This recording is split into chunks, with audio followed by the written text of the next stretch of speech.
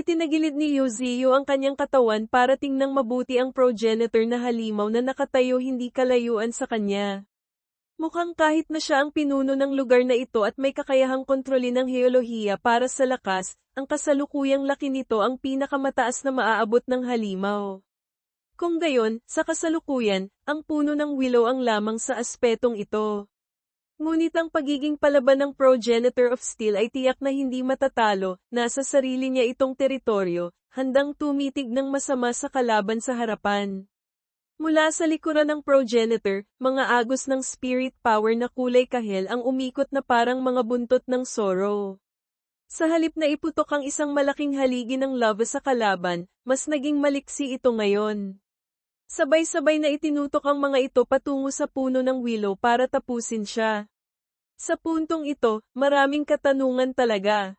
Hindi ba't ang paraan ng pakikipaglaban ng progenitor na halimaw na ito ay masyadong katulad ng kay Yuziyo?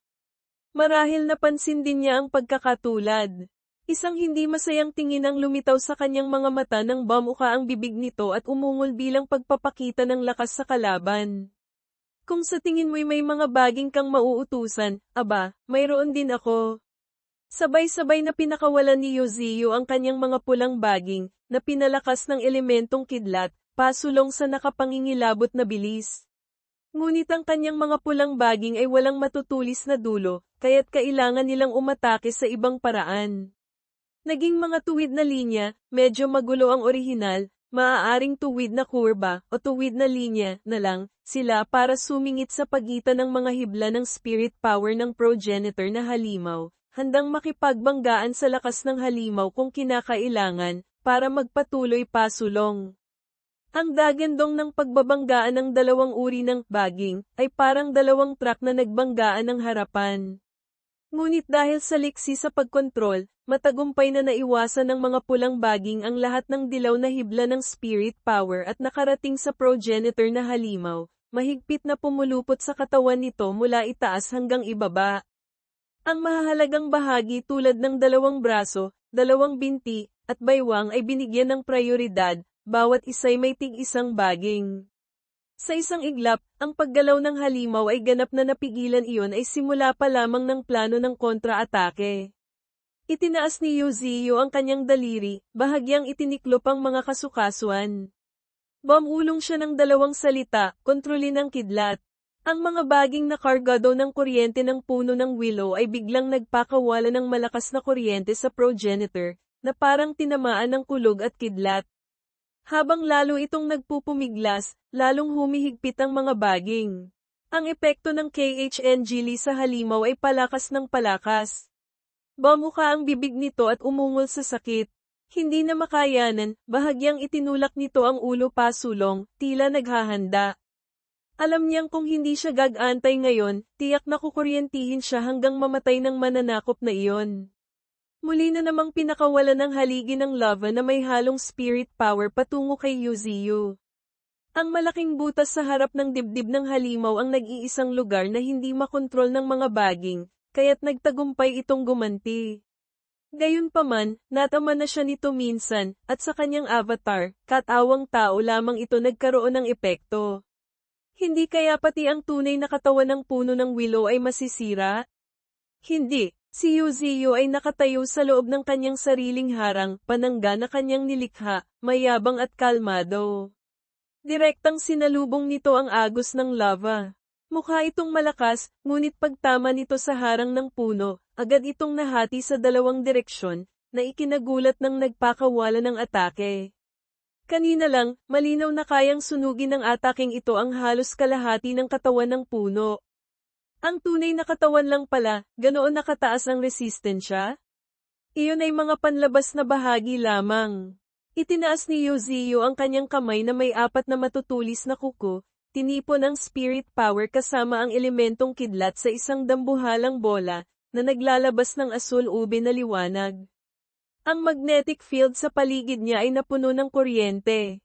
Sa isang iglap, ang malaking tipak ng spirit power ay naging isang nakakatakot na bola. Bahagyang yumuko si Yuziyo at umungol ng kaunti bago ang huling yugto. Sa bawat laban, laging may kasamang kaunting pagpapalitan ng impormasyon para mas maunawaan ang kalaban. Ang makaligtas at mabuhay sa lugar na ito ay hindi madali.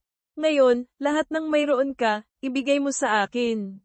Hindi pa tapos magsalita, sumugod na ng diretso ang puno, ibinangga ang buong bola sa gitna ng dibdib, kung saan itinuro ni Shaolan na naroon ang sentro. Ginamit niya ang lahat ng lakas para itulak ito paloob hanggat maaari. Kahit na ang Progenitor of Steel ay sumisigaw ng malakas at ginagamit ang lahat ng natitirang lakas para itulak palabas ang dibdib, ang mga ito'y mga huling pagpupumiglas na lamang. Tumagos ang bola ng kidlat sa dibdib ng halimaw at lumabas sa likuran nito. Mula roon, wala nang magawa ang halimaw para lumaban. Bumuka ang bibig ni Yuziyu at umungol ng may lakas. Ang braso na lumikha ng bola kanina ay itinataas na ngayon, palakas ng palakas, kasabay ng pagtaas ng tono ng kanyang ungol. Gamit lamang ang isang kamay, nabuhat ni Yuziyu ang Progenitor of Steel paitaas, na parang isang nagwagi na ipinagmamalaki ang kanyang tagumpay. Patuloy pa rin siyang umuungol ng malakas. Ang sugat ng Progenitor na halimaw ay bumuka ng husto, at mula roon ay patuloy na umaagos ang spirit power ng elementong kidlat ni Yuziyu. Para mapatay ang halimaw, tiyak na kailangang bunutin ang sentro nito. Itinaas niya ang kanyang kamay na may matutulis na kuko, tinarget ang gitna ng kumikinang na bahagi ng kalaban. Ayon sa sistema, ipinaalam nito kay Yuziyu na ito ang puso ng elemento, ang pinakamataas na kayamanan ng lahi ng elemento, na kayang baguhin ang ibang elemento para maging elementong bakal. Umungol siya, ito ang sentro mo, hindi ba? Gagamitin ko ito ng mabuti. Sa kumikislap na liwanag ng elementong kidlat, iniunat ni Yuziyu ang kanyang kamay at dinakma ang kumikinang na bato sa gitna ng dibdib ng halimaw. Hinawakan niya ito ng mahigpit, nagbigay ng huling habilin bago ito bunutin, kailangan mo lang manirahan sa loob ko kasama ng sentro mo. Pagkasabi nito, hinablat ni Yuziyu ang pinakabuod na bato ng halimaw. Ang mga mata nito ay sumunod na puno ng pagkabigla. Ang katawan nito ay kasunod na ng hina at gumwang. Sa loob lamang ng isang segundo, ang buong katawan ng higanti ay parang isang bahay na nawala ng kuryente, sa isang iglap, wala nang kahit kaunting liwanag. Maging ang anim na mata nito ay nagdilim na parang tinta. Wala nang maririnig na kahit isang ungol. Ang nag-iisang pinagkukunan nito ng enerhiya ay nakuha na. Dahil dito, bumagsak ang katawan nito sa lupa sa harapan, nagdulot ng alikabok at mga tipak ng bato na parang mga alon na hamampas sa paligid. Ang mga gagamba at ang kawan ng tigre ay mabilis na tumalon paatras para umiwas, umuungol bilang pagpapakita ng lakas ng mga hayop. Nagtagumpay na ang kanilang pinuno. Kahit pa siya ang pinuno ng lugar na ito, walang paraan para talunin ang may-ari ng kumpanya ng iba't ibang lahi. Ang dalawang kulay abong nilalang na nakagapos hindi kalayuan ay tila binalewala ang kanilang kasalukuyang sitwasyon at nagsalita ng may pagkamangha, ganoon lang kadaling talunin ang pinuno ng Metal World. Ang butiking may mukha ng tao ay halatang namumutla ang ekspresyon. Gusto ko sanang makuha ang bagay na iyon mula sa kamay ng halimaw na ito. Ngunit ito'y isang pangarap lamang, at alam na alam ito ng halimaw kaya't naging mahina na lang ang boses nito. Kailangan lang marinig ni Yuziyu ang intensyon nito, at susuntukin niya ito agad kakaibang ekspresyon, maaaring susuntukin agad. Ang progenitor na halimaw nga ay natalo niya, ano pa kaya ang tatlong usiserong halimaw na ito? Ang pangalawang pinaka-nagulat marahil ay si Shaolan. Sa unang pagkakataon niyang makita ang Divine Tree, nasaksihan niya ang isang walang katulad na labanan laban sa isang nilalang na kahit siya at ang kanyang mga kasama ay ibuhos ang lahat ng lakas, wala pa ring magawa. Kailangan lang lumitaw ang pinuno, at lahat ng mahirap ay nagiging madali.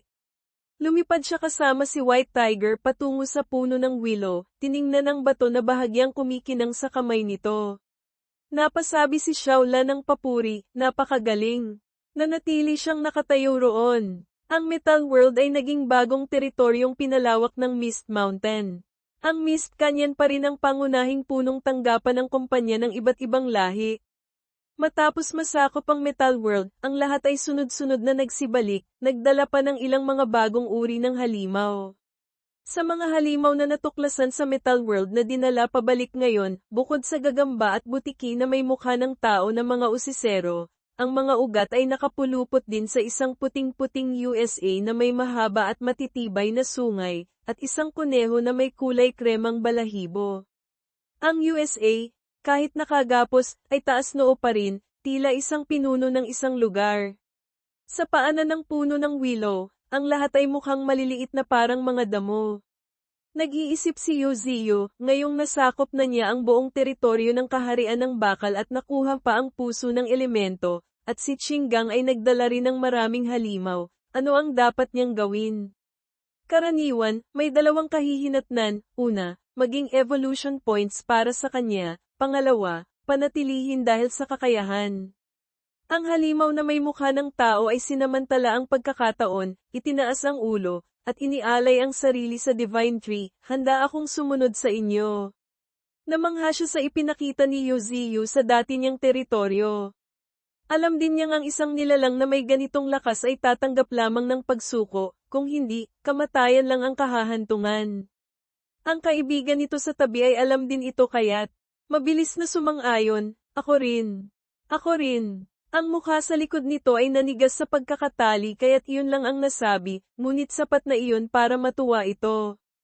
Kalmadong sumagot si Yuzio, narinig ko kay Chingang na kayong dalawa ay may masamang hangarin, at sa itsura ninyo, hindi rin kayo mukhang mabuting tao.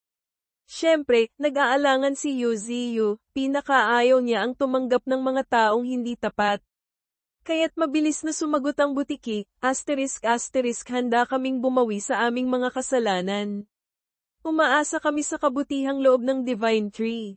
Ang kaibigan nito sa tabi ay sumang-ayon din, oo nga. Oo nga, hindi mali, hindi mali. Natatakot silang baka isang salita lang ay mapunta na sila sa kabilang buhay, kaya't medyo oo ang kanilang pagmamakaawa. Ngunit hindi ito pinansin ni Yuzio. Basta't naipahayag nila ang kanilang katapatan. Tiningnan niya sila saglit at sumagot, nagpaplano akong maghukay ng isang piitan, tuwang-tuwa silang sabay na sumagot, salamat, Divine Tree. Ang kanilang mga mukha ay basang-basa ng pawis, na parang nanggaling sa bingit ng kamatayan. Tunay ngang may kalamangan ng mabilis magsalita. Agad silang nabigyan ng posisyon bilang tagapagbantay ng piitan. Muli siyang tumingin sa USA na tahimik na nakaluhod sa lupa. Napaisip si Yuzio. Puti ang balahibo nito, ngunit ito ay isang 7-colored deer, isang maalamat na nilalang ng mga tao na madalas lumitaw sa mga kwentong bayan. Ito na nga iyon. Tumingin siya sa paligid at napansin ang isang puting leeg na nakasilip at nakikinig sa likod ng isang sanga. Tinawag niya ito, Tianhe, sa iyo ko siya ipinagkakatiwala. Gaya ng dati, ang tagak na ito ay hindi tumutol o sumang-ayon. Tahimik lamang itong lumunok ng luha at sumunod sa Divine Tree. Simple lang, kumpara sa ibang mga kasamahan sa kumpanya, ang halimaw na ito ay walang gaanong kakayahan at hindi gaanong nakakatulong, kaya't nananatili lamang siya sa loob ng Mist Mountain at inaasikaso ang mga panloob na gawain. Matagal nang nagtatanong ang iba kung saan napunta si White Crane at hindi makita, sa katotohanan, napakaabala niya. Ngayon, binigyan pa siya ng isang USA bilang tauhan. Bigla, parang hindi na magiging mapayapa ang mga susunod na araw.